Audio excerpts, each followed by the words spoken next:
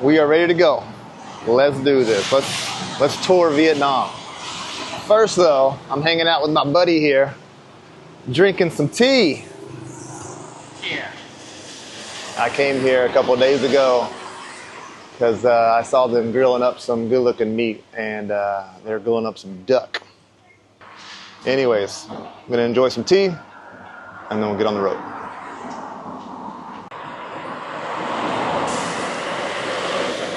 All right, and what I really want to have before I get on the road is my favorite coffee drink. Good morning, Café Trong. They know. Yeah, man, this right here, so good. There's this creamy egg whipping on top of the black coffee underneath. It's so freaking good.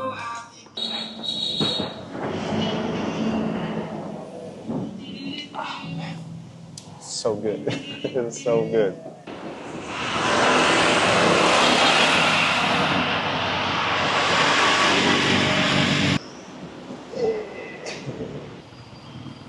Man, still got some flooding. Wow.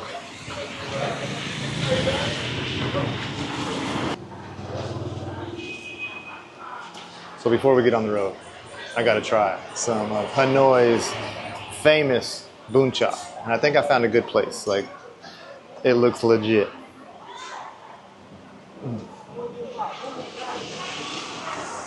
Nice and juicy pork dripping down. Oh man. I'm kind of kicking myself for staying for so long at that Airbnb out there because there was just not much to eat. All the food and action is, well, obviously in the middle of Hanoi. I didn't know that. I didn't realize there wouldn't be that many options out there. And so with the typhoons and a lot of things being closed, it's been a long week. Some garlic. And I got me a haircut yesterday, if you can't tell. Pretty short. The guy sliced me up. But it'll grow back. But man. Oh yeah. Oh man. Kept looking for this where I was staying, but couldn't find it. It's all in the city. Kind of like a nice sweet savory taste. The broth is good. Come on. Thank you. So tasty. I had to order myself a second helping. No more noodles though. Just still got some noodles here. But man, this soup is tasty. And the bowls aren't that big, so I think I can handle it. So good. See, this is where I should have moved to after maybe 2 or 3 days. A lot more options out here. Man. And that only costs 55,000 dong, which is, I don't know, cheap. Like maybe $2, if that.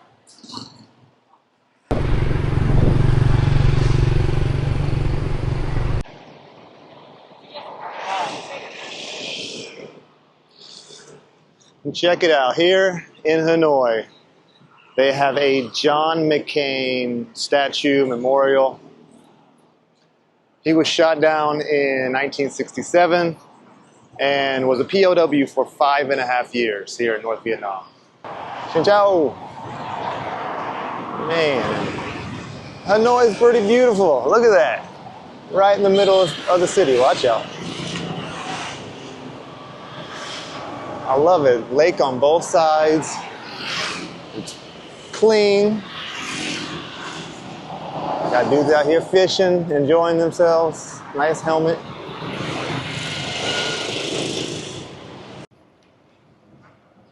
And so I don't think any trip to Hanoi would be complete without visiting Ho Chi Minh's burial site. This is where he lays to rest. This is where he gave his independence speech in 1945, September 2nd. Fascinating story. Just like Sukarno, just like so many independence leaders during that time period. This guy spoke like 5 different languages, lived all over the world, and he helped defeat the French, and then unfortunately already passed away before the Vietnam War ended, the American Vietnam War ended. And so, oh man, this guy's life story is incredible. Very similar to that of Sukarno in Indonesia. Both were incredibly well liked by the people. Both had a way of just connecting with the ordinary person. What's even more wild is that you learn that he lived like 30 years of his life outside of Vietnam from, I believe, 1919 to something like 1941. He wasn't even in Vietnam. That's when he traveled all over the world. He lays to rest here. And so I think it's only appropriate to come here before I set out on my tour around Vietnam.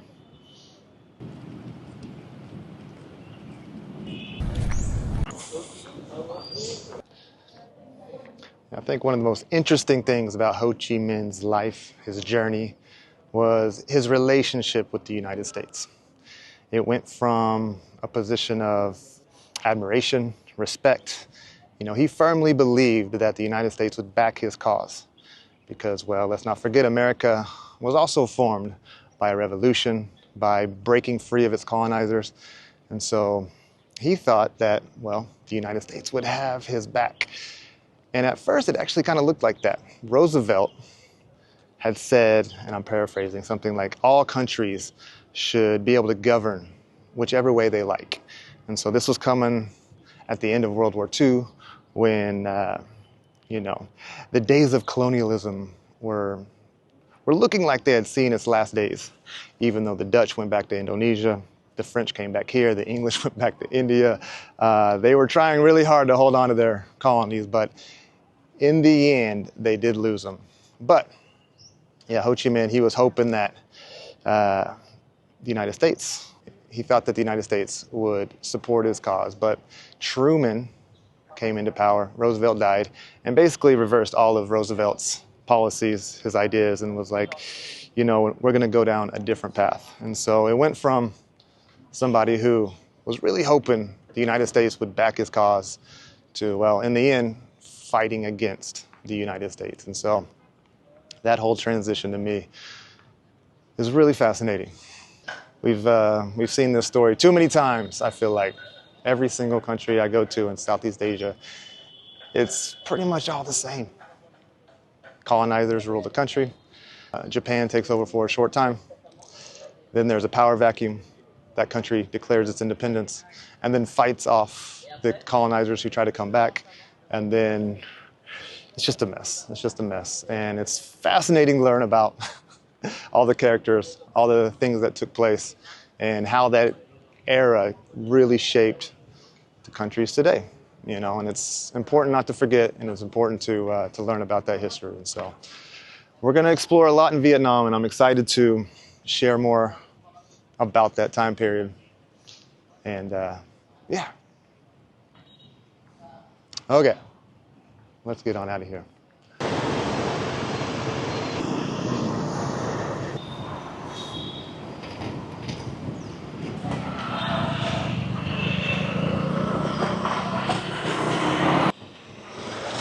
Man, just makes you wonder, what did this look like at the height of the French colonial rule? You know, like all these buildings, clean, pristine. They actually don't look too bad. They've been reformed and preserved to an extent. But man, places like Kota Tua in Jakarta, just makes you wonder, man, what did they look like?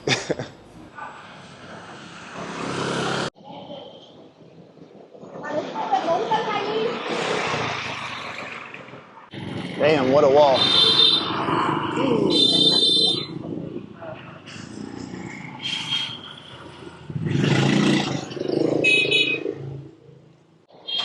I'm guessing that's the edge of the French Quarter.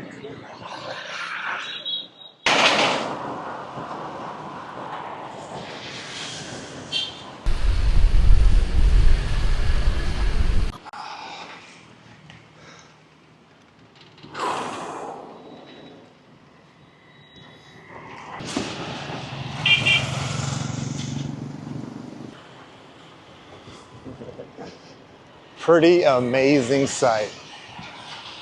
Wow. The Red River Delta. All right, so the plan for the rest of the day. We're gonna try to get out of Hanoi. And the first place I wanna go to is Hai Phong and then Ha Long. But it's already 1:30. Ain't no way I'm gonna make it there today. And so we're gonna go about halfway. And so we'll see how far I make it. Looks like there's a bunch of towns and cities in between here and Hai Phong, and so we'll just go with the flow. Kind of like my belly right now. Got me some medicine, but something got me right after I ate lunch. I'm sure you guys want to hear about that, but that's part of traveling like this, man. Happens to me in every country. Even happens to me back home when I go to the States. And so it's like, it's not really, it's just a change of diet, getting acquainted to the bacteria here, I guess. But man, never fun, never fun. What are you talking about, Nick? It's always fun. That's part of it. Part of traveling. Coconuts, are those good for your stomach? Wow, that's all I have to say about this. I kind of pulled off the wrong street, but then I saw this and I was like, wait a second, gotta go check this out. This is crazy. So I just looked it up. This is Vinh University. It was built in 2019, so it's not that old. I wonder if we can go in. Xin chào. Can I ride my bike? No? No. Wow, it's beautiful. Looks like Italy, looks like Rome. Just busted out ChatGPT. It says it was established by Vinh Group, one of Vietnam's largest private conglomerates. And then right across the street you have, I think these are what's called Vinh homes, which those look like the most modern urban apartment buildings I've seen in Vietnam so far. Wow, it feels like I'm in a completely different world right now compared to where I was 20 minutes ago. Wow, and when you cut back into the neighborhood, you realize that a lot of these, I think, are empty. Oh, nice pool over there. But, yeah, some of them, yeah, obviously lived in, but there's another empty one. Man, this is pretty wild. I did not expect to end up in a place like this. Crazy. This is a huge development. If anyone knows what this place is all about, anyone has any added information about what's going on here, how long it's been here, would love to hear about it. Please comment below. Crazy. What a bizarre place. Hey, Seoul, we got some gyapsal. There's a beach over there, but there's also signs that say no swimming. So come lay out on the beach, but don't get in the water. And to be honest, I think at least 25% or more are empty. There's a lot of empty places.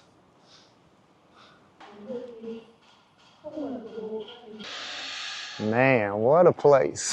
What a place. 100% did not expect to see something like this in Hanoi. Nobody on the beach. I haven't seen anyone out.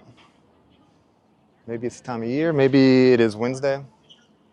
Almost 3 o'clock. But I mean, if you can't swim, then what's the point? Okay, and so there are 2 lakes, or 2 swimming holes maybe, 2 beaches. And this one over here looks like you can swim. Water looks a little more clear. Not much activity. Not much activity over here. Man, what a project. All right, I'm hungry. Let's get some food. So let's get some food in the most expensive place I've seen in Vietnam so far. I mean, that looks fun. on sand beach complex. You got a bar up there, restaurant maybe. The water looks good over here.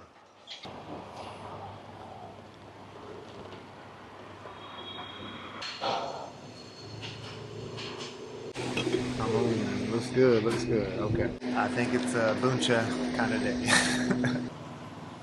Hey, this is more like it. This is more the kind of stuff I want to see. At the same time, I did enjoy going through that Vin group neighborhood or whatever you want to call it. It's crazy, crazy place. Half abandoned, half kind of open. I don't know what to make of it, honestly. Hey, hey, xin chào.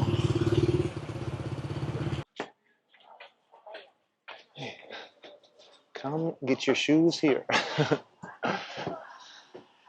Xin chào. Xin chào. Hello. Hey, hey. Xin chào.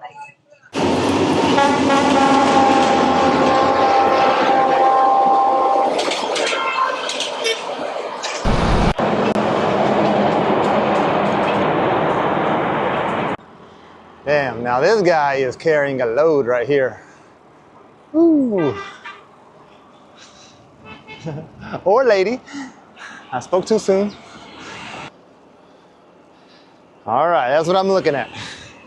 Got about 32 kilometers. And I think I'll be on this long, straight stretch of road for a while, which is not too bad. Nicely paved. Got plenty of room over here on the right. A lot of trucks though, but not too bad so far.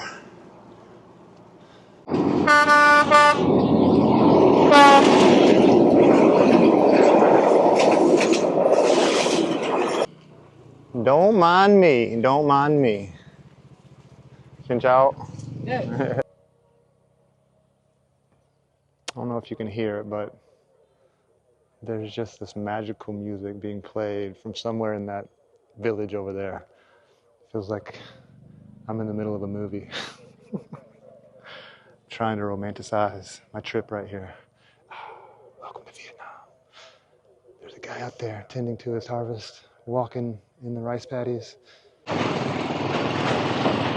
Finally, I found myself in a small little town. Guy got himself a nice fish.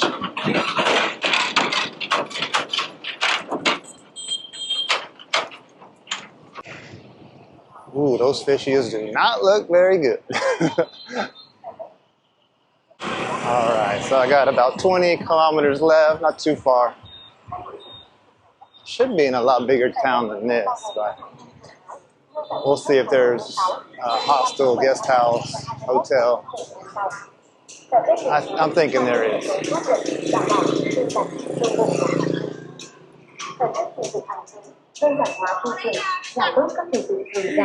Roasted duck.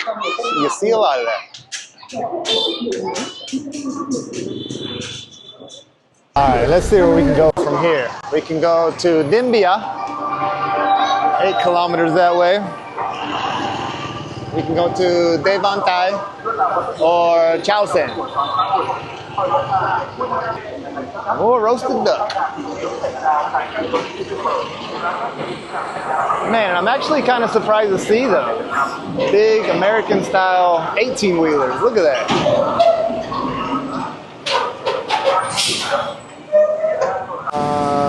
Sugar cane. Most? Yeah. Does she have sugar cane? Yeah. I think she does.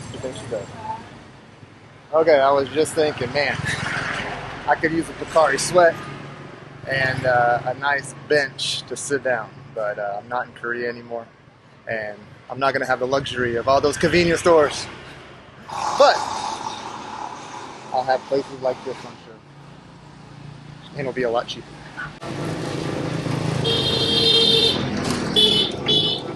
It's amazing how juicy that is. Come on. Oh, that looks good. What a great that. Wow. I don't even know how much. How much?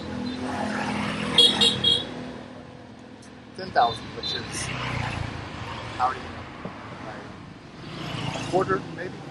Not even a quarter. Hey, cheers. Oh man, gone. Gone. And I found my beautiful hotel. Only like $8. It's 200,000 dong. It's not bad. It's not bad. It looks a little seedy, but the room is clean, and I like it because I can put my bike in there, and there's people in there chilling. And so I went to a couple different places, and same price, but I didn't have anywhere to put my bike, and so this place won. I had to shower, clean up, but now it's time to eat. I passed by a bunch of restaurants way over there. I'll show you the room and give you a tour of that when I come back. But first, let's go eat. Hey. It's crazy. Every single place is pretty much just full of dudes. Yeah, there's some girls in there. Never mind. Bai Hoi Hanoi Bar and Restaurant. Hello. How are you? What's up, little guy? I wish I could take you with me. Oh my gosh. Cutie. Cute little puppy. Yeah, cute little puppy. Newborn, 1 month. 1 month. He's adorable. All right. So we go off and get the boat. What is this? The beef. Beef? Is it a lot? No, not a lot. Okay. Yeah, that looks. How much is this? That is one of the best sellers. Is it? It looks good. It looks good.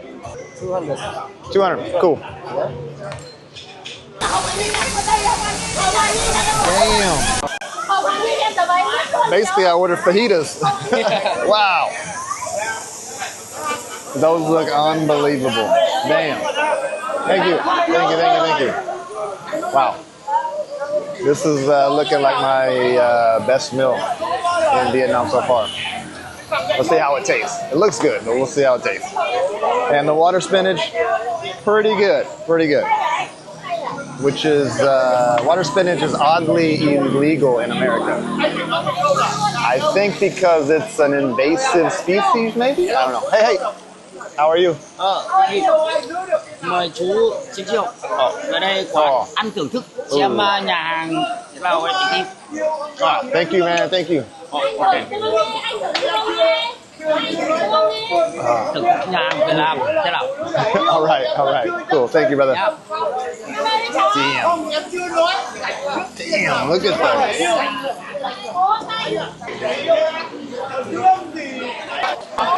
Kind of tough. It's all right.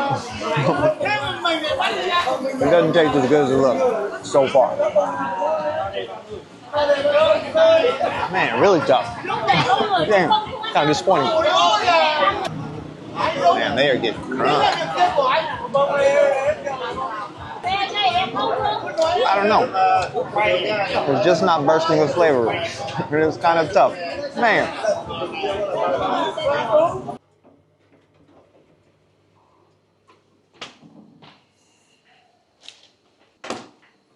Man. That's it. That's what $8 will get you in Vietnam. Not bad. Not bad. 200,000. I mean, it's obviously one of those hotels. Big mirror. Looks pretty clean. I'm just afraid of the mosquitoes. But man, that's gonna do it for day one of the tour around Vietnam. Not a bad day. I'm definitely looking forward to the mountains and getting out of like the city. And even though I did get out of the city, it's still just straight and kind of industrial and whatnot. And so I'm definitely looking forward to like getting out into the countryside more. So that's gonna do it for today's video. Like, subscribe, leave your thoughts below. I love reading your comments, and I will see you in the next video. Peace, guys.